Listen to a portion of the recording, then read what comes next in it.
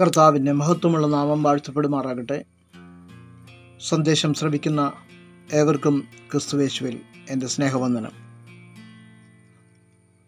വിശുദ്ധ സഭായോഗത്തിൻ്റെ പ്രസക്തിയെ സംബന്ധിച്ച് ക്രൈസ്തവ സമൂഹം ഗൗരവപൂർവ്വം ചിന്തിക്കേണ്ട അതിപ്രധാനമായ ചില യാഥാർത്ഥ്യങ്ങളിലേക്ക് വിരൽ ചൂണ്ടുന്ന ഈ സന്ദേശത്തിലേക്ക് സ്നേഹപൂർവ്വം ഏവരെയും സ്വാഗതം ചെയ്യട്ടെ.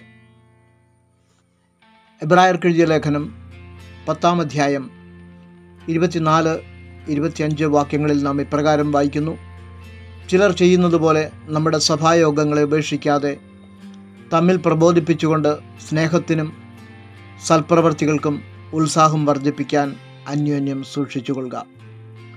നാൾ സമീപിക്കുന്നു എന്ന് കാണുന്തോറും അത് അധികമധികമായി ചെയ്യേണ്ടതാകുന്നു. ഇതര മതവിഭാഗങ്ങളിൽ നിന്ന് വ്യത്യസ്തമായി ക്രൈസ്തവരുടെ ഇടയിൽ ആത്മീയ കൂടിവരവുകൾക്ക് താല്പര്യവും ഉത്സാഹവും കുറഞ്ഞു വരുന്ന പ്രവണത സാർവദേശീയമായി കണ്ടുവരുന്ന ഒരു കാലഘട്ടമാണിത്. ഇത് എത്രത്തോളം പ്രശ്നങ്ങൾ സൃഷ്ടിക്കുന്നു എന്നുള്ളത് വ്യക്തിപരമായും കുടുംബപരമായും ദേശപരമായും വിലയിരുത്തപ്പെടേണ്ടതുണ്ട്. ദൈവത്തിന് പ്രസാദകരമായ യാഗം അർപ്പിച്ച നിരവധി ഭക്തന്മാരെ നമുക്ക് വിശുദ്ധ വേദപുസ്തകത്തിൽ കാണുവാൻ കഴിയും. വിശ്വാസികളുടെ പിതാവായ അബ്രഹാം ദൈവത്തിന് അർപ്പിച്ച 2 ആരാധനകളിലൊന്ന് തൻ്റെ അനുഗ്രഹത്തിനും മറ്റൊന്ന് തലമുറയുടെ ശാപത്തിനും കാരണമായതായി തിരുവചനം നമ്മെ മനസ്സിലാക്കി തരുന്നു. അതിനാൽ ആരാധന ഏറെ ശ്രദ്ധ പുലർത്തേണ്ട അതിപ്രധാനമായ ഒരു വിഷയമാണ് എന്നും വേദപുസ്തകം നമ്മെ ഓർമ്മിപ്പിക്കുന്നുണ്ട്. സത്യദൈവത്തെ ആരാധിച്ചതിൻ്റെ പേരിൽ തീച്ചുളയിൽ എറിയപ്പെട്ടവരും സിംഹത്തിൻ്റെ ഗുഹയിൽ തള്ളപ്പെട്ടവരും എല്ലാം നമുക്ക് തിരുവചനത്തിൽ കാണുവാൻ കഴിയും. ആരാധന അനുഗ്രഹത്തിനും ശാപത്തിനും കാരണമാകുന്നു എന്ന് വചനം നമ്മെ പഠിപ്പിക്കുന്നു. ആരാധനയെ സംബന്ധിച്ച് തികച്ചും ബാലിശമായ ഒരു കാഴ്ചപ്പാട് ക്രൈസ്തവരുടെ ഇടയിൽ കണ്ടുവരുന്നതായി നാം കാണുന്നു. അത് എവിടെ ആരാധിക്കണം എന്നുള്ളതാണ്. ഞായറാഴ്ച പള്ളിയിൽ പോകുന്നതാണ് ആരാധന എന്ന് വിശ്വസിക്കുന്ന ഒരു വലിയ കൂട്ടം ആളുകൾ ക്രൈസ്തവരുടെ ഇടയിലുണ്ട്.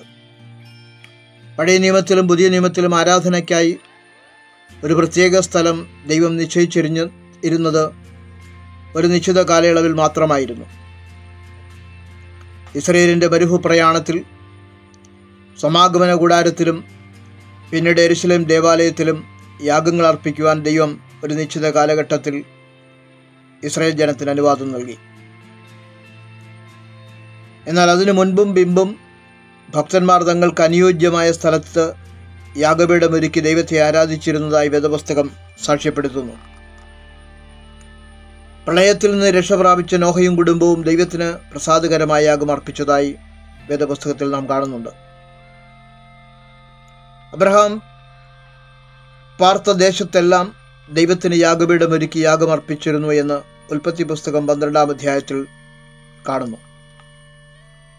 സത്യാരാധന നഷ്ടപ്പെട്ട ഇസ്രായേലിൽ ഏലിയാവ് യാഗപീഠമൊരുക്കിയത് കർമ്മേൽ പർവ്വതത്തിലായിരുന്നു. പുതിയ നിയമത്തിൽ കർത്താവായ യേശുക്രിസ്തു തന്നെ വ്യക്തമാക്കിയത് നിങ്ങൾ പിതാവിനെ നമസ്കരിക്കുന്നത് ഗെരസീം മലയിലോ യെരുശലേമിലോ എന്നുള്ളതല്ല പ്രശ്നം. സത്യനമസ്കാരികൾ പിതാവിനെ ആത്മാവിലും സത്യത്തിലും നമസ്കരിക്കുക എന്നതാണ് പ്രധാനം. ആരാണ് സത്യനമസ്കാരികൾ? എന്താണ് അവരുടെ ആരാധനയുടെ പ്രത്യേകത? തിരുവചനം ഇപ്രകാരം പറയുന്നു. അപ്പോസ്തലനായ വിശുദ്ധ പൗലോസ് റോമർക്ക് എഴുതിയ ലേഖനം 12-ാം അധ്യായം 1-ാം വാക്യം: ആകയാൽ സഹോദരന്മാരെ, ഞാൻ ദൈവത്തിൻ്റെ മനസ്സലിവ് ഓർപ്പിച്ച് നിങ്ങളെ പ്രബോധിപ്പിക്കുന്നത് നിങ്ങൾ ബുദ്ധിയുള്ള ആരാധനയായി നിങ്ങളുടെ ശരീരങ്ങളെ ജീവനും വിശുദ്ധിയും ദൈവത്തിന് പ്രസാദവുമുള്ള യാഗമായി സമർപ്പിക്കുവേൻ. ഇംഗ്ലീഷിലെ KJV വിവർത്തനത്തിൽ you present your bodies a living sacrifice holy acceptable unto God which is your reasonable service എന്നും NIV വിവർത്തനത്തിൽ this is your spiritual act of worship എന്നും ആണ് വിവർത്തനം ചെയ്തിട്ടുള്ളത്. അതിനോട് ചേർത്ത് പൗലോസ് പ്രബോധിപ്പിക്കുന്നത് ഒരു പുതിയ നിയമവിശ്വാസി ഈ ലോകത്തിന് അനുരൂപമാകാതെ നന്മയും പ്രസാദവും പൂർണ്ണതയുമുള്ള ദൈവഹിതം ഇന്നതെന്ന് തിരിച്ചറിയേണ്ടതിന് മനസ്സുപുതുക്കി രൂപാന്തരപ്പെടണം എന്നാണ്. പരിശുദ്ധാത്മാവ് അപ്പോസ്തലനായ പൗലോസിലൂടെ വ്യക്തമാക്കുന്നത് മാനസാന്തരപ്പെട്ട് ദൈവഹിതം തിരിച്ചറിഞ്ഞ വിശ്വാസി തൻ്റെ ശരീരവും മനസ്സും ആത്മാവും ദൈവമുമ്പാകെ സമർപ്പിക്കുന്നതാണ് ബുദ്ധിയുള്ള ആരാധന എന്നാണ്.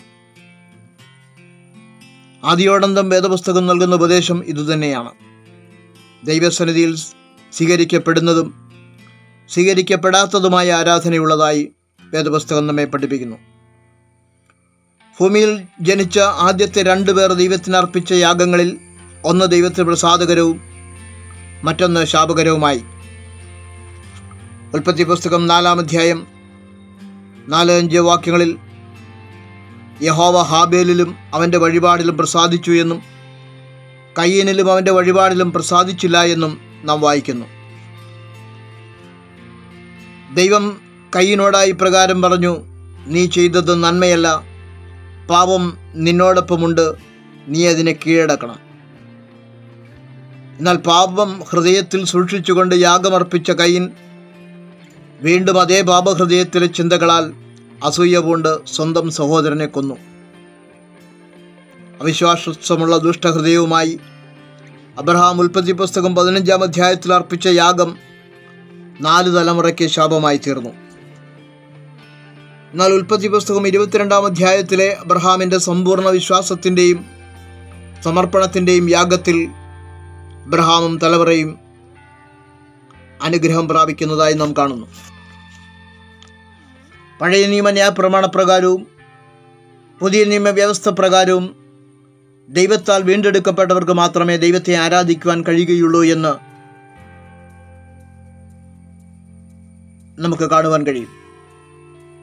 പഴയ നിയമത്തിൽ മിസ്രൈമിൽ അടിമത്വത്തിലായിരുന്ന ജനം സത്യാരാധനയില്ലാത്ത രാജ്യത്തായിരുന്നു പാർത്തിരുന്നത്. ദൈവത്തിൻ്റെ പ്രവാചകനായ മോശയോട് ദൈവം ഇപ്രകാരം കൽപ്പിച്ചു, നീയും ഇസ്രായേൽ മൂപ്പന്മാരും ഫറവോൻ്റെ രാജാവിൻ്റെ അടുക്കൽ ചെന്ന് അവനോട്, എബ്രായരുടെ ദൈവമായ യഹോവ ഞങ്ങൾക്ക് വെളിപ്പെട്ടു വന്നിരിക്കുന്നു.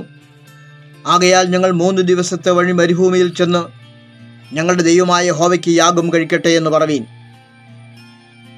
വീണ്ടും മോശയോടായി ദൈവം കൽപ്പിച്ചു, എബ്രായരുടെ ദൈവമായ യഹോവ ഇപ്രകാരം അരുളി ചെയ്യുന്നു, എന്നെ ആരാധിപ്പാൻ എൻ്റെ ജനത്തെ വിട്ടയക്കാം. ജനത്തെ വിട്ടയക്കാൻ വിസമ്മതിച്ച ഫറവോൻ ദൈവത്തിൽ നിന്നുള്ള ബാധകൾ അനുഭവിച്ചപ്പോൾ വെച്ച ഉപാധികൾ പുരുഷന്മാർ മാത്രം പോയിക്കൊള്ളട്ടെ എന്നും പിന്നീട് അവരുടെ ആടുപാടുകൾ അവിടെ നിൽക്കട്ടെ എന്നും ഒക്കെയായിരുന്നു. ഈ വസ്തുതകൾ വെളിപ്പെടുത്തുന്ന ചില ആത്മീയ സത്യങ്ങളുണ്ട്. ഒന്ന്, തൻ്റെ ജനം പാപം നിറഞ്ഞ ദേശത്ത് തന്നെ ആരാധിക്കുവാൻ ദൈവം ഇഷ്ടപ്പെട്ടില്ല എന്നതാണ്. ആരാധനയ്ക്ക് വേർപാട് അത്യാവശ്യമാണ് എന്ന് ഇത് വ്യക്തമാക്കുന്നു. ആകയാൽ ഞാൻ വിശുദ്ധനായിരിക്കുന്നത് പോലെ നിങ്ങളും വിശുദ്ധരായിരിപ്പീനെന്ന് ദൈവം കൽപ്പിക്കുന്നത് അതുകൊണ്ടാണ്. രണ്ടാമത്തെ വസ്തുത, ഒരു കുടുംബമോ സമൂഹമോ പൂർണ്ണമായും വിടുതൽ പ്രാപിച്ച് ദൈവത്തെ ആരാധിക്കുവാൻ ഫറവോനിൽ വ്യാപരിച്ച സാത്താന്യ ശക്തി അനുവദിക്കുന്നില്ല എന്നതാണ്. എങ്ങനെയും ജനത്തെ ആരാധനയ്ക്കായി വിട്ടയക്കാതെ പിടിച്ചു വയ്ക്കുക എന്നത് ഫറവോൻ്റെ നിർബന്ധമായിരുന്നു. ജനത്തെ വിട്ടയച്ച ശേഷവും അവരെ സൈന്യവുമായി പിന്തുടർന്നത് അതുകൊണ്ടാണ്. ഈ ലോകത്തിൽ ദൈവത്തെ ആത്മാവിലും സത്യത്തിലും ആരാധിക്കുവാൻ ഇപ്രകാരമുള്ള തടസ്സമുണ്ട് എന്ന് നാം ഗൗരവത്തോടെയും പ്രാധാന്യത്തോടെയും തിരിച്ചറിയണം. എന്നാൽ പെസഹ കുഞ്ഞാട് അറുക്കപ്പെടുകയും കുഞ്ഞാടിൻ്റെ രക്തം കട്ടളപ്പടിമേലും കുറുമ്പടിമേലും പുരട്ടുകയും ചെയ്ത ദിവസം ഇസ്രായേൽ ജനവും അവരുടെ കടിഞ്ഞൂലുകളും സംഹാരകൻ്റെയും ഫറവോൻ്റെയും പിടിയിൽ നിന്ന് സ്വതന്ത്രരായി. ആരാധനയ്ക്കായി ജനം മരുഭൂമിയിലേക്ക് യാത്ര തിരിച്ചു. കനാനിലെത്തുന്നതുവരെ അവർ മരുഭൂമിയിൽ സമാഗമന കൂടാരത്തിൽ ദൈവത്തിന് യാഗമർപ്പിച്ചു. പുതിയ നിയമത്തിൽ പെസഹ കുഞ്ഞാടായ യേശു ക്രിസ്തുവിൻ്റെ രക്തത്താൽ പാപമോചനവും വീണ്ടെടുപ്പും പ്രാപിച്ച വിശ്വാസി തൻ്റെ ഇഹലോക ജീവിതമാകുന്ന മരുഭൂപ്രയാണത്തിൽ ദൈവത്തെ ആത്മാവിലും സത്യത്തിലും നമസ്കരിക്കണം. സ്വർഗീയ കനാനിൽ എത്തും വരെ അവരത് തുടരണം. യേശുക്രിസ്തുവിൻ്റെ രക്തം സകല പാപവും പോക്കി നമ്മെ ശുദ്ധീകരിക്കുന്നതിനാൽ നിത്യാത്മാവിനാൽ ദൈവത്തിന് തന്നെത്താൻ നിഷ്കളങ്കനായി അർപ്പിച്ച ക്രിസ്തുവിൻ്റെ രക്തം ജീവനുള്ള ദൈവത്തെ ആരാധിപ്പാൻ നിങ്ങളുടെ മനസ്സാക്ഷിയെ നിർജീവ പ്രവർത്തനങ്ങളെ പോക്കി എത്രയധികം ശുദ്ധീകരിക്കുമെന്ന് വചനം പറയുന്നു.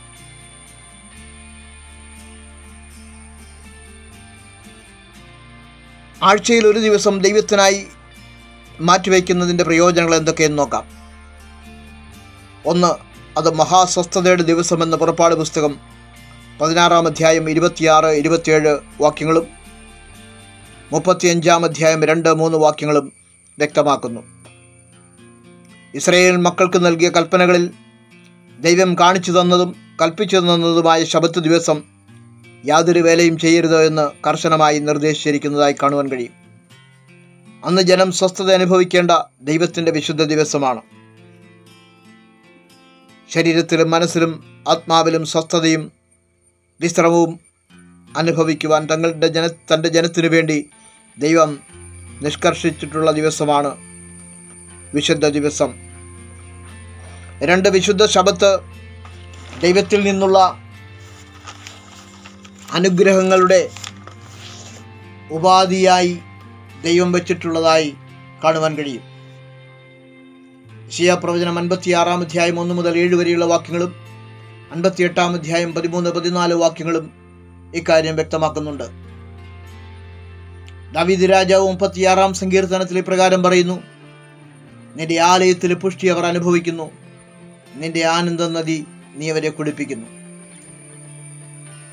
അന്ത്യകാലത്തെ യഹോവയുടെ ആലയത്തിലേക്ക് സകല ജാതികളും ഒഴുകിച്ചെല്ലുമെന്നും അവനവർക്ക് തൻ്റെ വഴികളെ ഉപദേശിച്ചു തരികയും അവർ അവൻ്റെ പാതകളിൽ നടക്കുകയും ചെയ്യുമെന്ന് പ്രവാചകനായ യെശയ്യാവ് മുൻകൂട്ടി പ്രവചിച്ചു. സകല ഗോത്രങ്ങളിൽ നിന്നും ഭാഷകളിൽ നിന്നും ജാതികളിൽ നിന്നും യേശുക്രിസ്തുവിൻ്റെ രക്തത്താൽ വീണ്ടെടുക്കപ്പെട്ടവർ ആത്മാവിലും സത്യത്തിലും നമസ്കരിക്കുന്ന ചരിത്രത്തിലെ സുപ്രധാനമായ ആ കാലഘട്ടം അഥവാ കൃപായുഗമാണ് നാം ഇന്ന് ജീവിക്കുന്ന കാലഘട്ടം. നമ്മെ തന്നെ ആരാധനയ്ക്കായി സമർപ്പിക്കുന്നതോടൊപ്പം വിശുദ്ധന്മാരുടെ കൂട്ടായ്മയിൽ ദൈവത്തെ മഹത്വപ്പെടുത്തുന്നവർ അനുഗ്രഹിക്കപ്പെടുകയും സ്വസ്ഥത അനുഭവിക്കുകയും ചെയ്യും. പുതിയ നിയമത്തിൽ ആരാധന കൂടിവരവുകൾക്ക് നിശ്ചിത സ്ഥലമോ ദിവസമോ നിഷ്കർഷിച്ചിട്ടില്ല. ആദിമസഭ പുതിയ നിയമത്തിൻ്റെ അടിസ്ഥാനമായ ക്രിസ്തുവിൻ്റെ ഉയർപ്പ് ദിവസം സഭാ കൂടിവരവുകൾക്കായി നിശ്ചയിച്ചു. ആഴ്ചവട്ടത്തിൻ്റെ 1-ാം നാൾ തിരഞ്ഞെടുക്കുവാനുണ്ടായ മറ്റൊരു കാരണം സഭ രൂപം കൊണ്ട പെന്തക്കോസ്ത് ദിനവും ഒരു ഞായറാഴ്ചയായിരുന്നു എന്നതാണ്. വിശ്വാസ സ്നാനത്താൽ ക്രിസ്തുവിനോട് ചേർക്കപ്പെട്ടവർ അവൻ്റെ ശരീരമായ സഭയുടെ അവയവങ്ങളാണ്. അവർ കൂടി വന്ന് ദൈവത്തെ ആരാധിക്കുകയും കൂട്ടായ്മ ആചരിക്കുകയും അപ്പം നുറുക്കുകയും വേണമെന്നത് കർത്താവിനാൽ നിർദ്ദേശിക്കപ്പെട്ടിരിക്കുന്നതാണ്. അതിനാൽ ദൈവമക്കൾ കൂടി വന്ന് ദൈവത്തെ സ്തുതിക്കുകയും സർവ്വജനത്തിൻ്റെയും കൃപ അനുഭവിക്കുകയും വേണം. നന്മ ചെയ്യുവാനും കൂട്ടായ്മ ആചരിപ്പാനും മറക്കരുത്. ഈ വക യാഗങ്ങളിലല്ലോ ദൈവം പ്രസാദിക്കുന്നത് എന്ന വചനം നമ്മെ ഓർമ്മിപ്പിക്കുന്നു. കർത്താവ് വചനങ്ങൾ അതിനെ അനുഗ്രഹിക്കട്ടെ. മാറാനാഥ.